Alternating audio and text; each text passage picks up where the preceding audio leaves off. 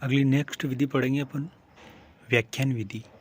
व्याख्यान विधि क्या होती है कि शिक्षक जब किसी विषय वस्तु को समझाता है तो विषय वस्तु को समझाने के लिए वो व्याख्यान देता है, और व्याख्यान विधि में बच्चा निष्क्रिय होकर सुनता रहता है, और बच्चा व्याख्यान देते समय शिक्षक से बीच में प्रश्न नहीं पूछता है। इसलिए यह विधि अमनोवैज्ञानिक विधि है। सामान्यतः व्याख्यान विधि का उपयोग गणित में बहुत कम संभव है, परंतु जब भी कोई पाठ पढ़ाया जाता है तो उस पाठ के प्रारंभ में लिखी हुई जो भी इबारत या जानकारी होती है तो उसको स्पष्ट करने के लिए व्याख्यान विधि का अपनाया जाता है। व्याख्यान विधि का पहली बार उपयोग प्लेटो के द्वारा किया जाना माना जाता है, जिसमें बालक को व्याख्यान के द्वारा सिखाया जाता है। तो व्याख्यान विधि गणित में कैसे उपयोगी होती है? जैसे अपन किसी भी पाठ की इबारत पढ़ते हैं तो इबारत पढ़ने के लिए शिक्षक पाठ की इबारत पढ़ता है। तो व्याख्यान विधि में अपन को एक ही बात ध्यान रखनी है कि ये अमनोवैज्ञानिक विधि है। एक ऐसी विधि है, ये अमनोवैज्ञानिक विधि है। अमनोवैज्ञानिक विधि क्यों है?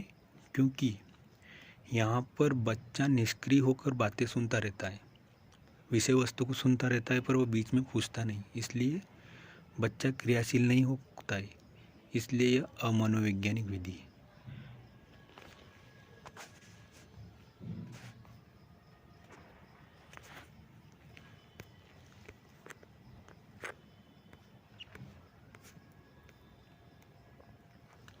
अब अपन पढ़ेंगे व्याख्यान विधि के गुण व दोष। समय व धन कम खर्च होता है।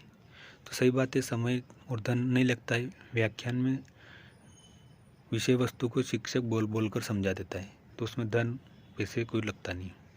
बालकों में अच्छा श्रोता के गुणों का विकास होता है। तो बच्चा विषय वस्तु को बैठे बैठे सुनता है, इसलिए अच्छे श्रोता का विकास होता है। अवधान एवं अनुशासन पैदा होता है। तो शिक्षक विषय वस्तु को समझाता है और बच्चा बैठे बैठे देखता रहता है चुपचाप, तो ये अनुशासन और अवधान ध्यान से देखता है। बालक में नेतृत्व का विकास होता है। तो जब शिक्षक विषय वस्तु को पढ़ाता है व्याख्या के माध्यम से, तो इतने सारे बच्चे सब बैठे बैठे सुनते रहते हैं, तो एक नेतृत्व का गुण विकास होता है। पाठ्यक्रम समय पर पूरा होता है। तो विषय वस्तु को शिक्षक समझाता जाता है और बच्चे प्रश्न ही नहीं पूछते हैं, तो पाठ्यक्रम जल्दी समय पूरा हो जाता है। इसके दोष क्या है व्याख्यान विधि की? तो अमनोवैज्ञानिक विधि। अमनोवैज्ञानिक क्यों? क्योंकि इसमें शिक्षक की भूमिका रहती है, बच्चा क्रियाशील नहीं होता है, निष्क्रिय बैठा रहता है। शिक्षक केंद्रित विधि। शिक्षक केंद्रित इसलिए क्योंकि शिक्षक व्याख्या देता है और शिक्षक की भूमिका रहती है, शिक्षक ही पढ़ाता है, बच्चे बस बैठे बैठे सुनते रहते हैं। बालक निष्क्रिय श्रोता बनकर रह जाता है।